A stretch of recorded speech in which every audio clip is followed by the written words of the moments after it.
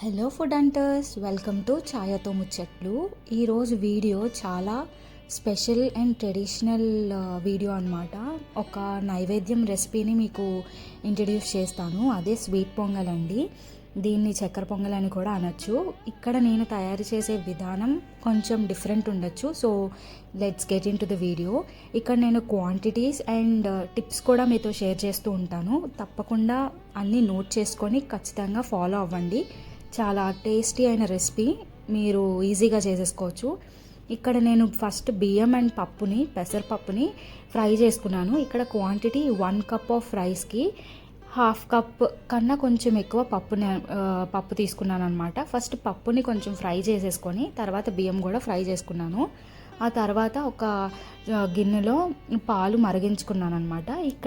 ఇక్కడ యూజ్ చేసే పాలు కూడా ఆవు పాలు యూజ్ చేశాను. మీరు కూడా మీకు వీలైతే, మీకు అవైలబుల్గా ఉంటే మాత్రం ఖచ్చితంగా ఆవు పాలను మాత్రమే యూజ్ చేయండి.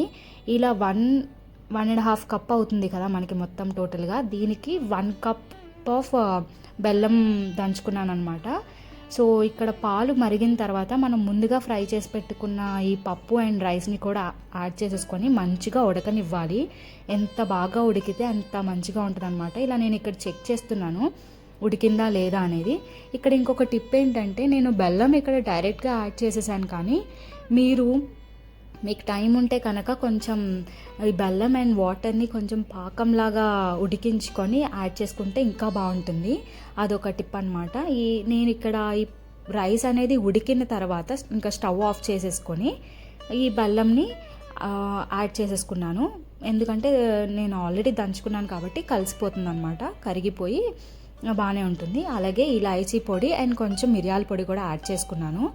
ఈ చక్కెర పొంగలి నార్మల్గా పాలు అనేవి యూస్ చేయరు, కానీ మనం యూస్ చేసామన్నమాట. అదే దీంట్లో ఉన్న డిఫరెన్స్.